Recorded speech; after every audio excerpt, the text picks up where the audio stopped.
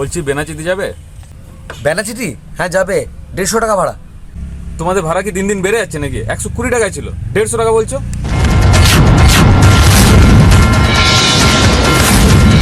ও, আমাদের ভাড়াটা খালি বেড়েছে না গুরু? হ্যাঁ, আপনি কি কোনোদিন জিজ্ঞেস করেছেন যে চালের দাম 30 টাকা থেকে আজ 80 টাকায় কেন চলে গেছে? আপনি কি জিজ্ঞেস করেছেন এই গ্যাসের দাম এত কেন বেড়েছে? আপনি কি জিজ্ঞেস করেছেন যে আজ আলু এত টাকা কিলো ছিল, আজ এত কেন হয়ে গেছে?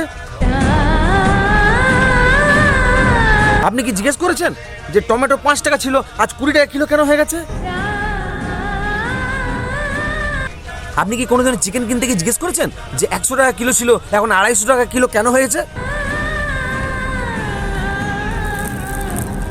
আর শুধু আমাদের ভাড়া বাড়ানোটাই আপনার চোখে পড়লো? তুমি যা বললে তাতে মনে হচ্ছে আমারই দোষ। তোমাকে 150-র বদলে 200 টাকা দেবো, তুমি চলো। ঠিক আছে, অটোওয়ালা কারোর চোখের জলের নিতে পারে না। আপনি এক কাজ করুন, ওই 150 টাকায় দেবেন, বসুন।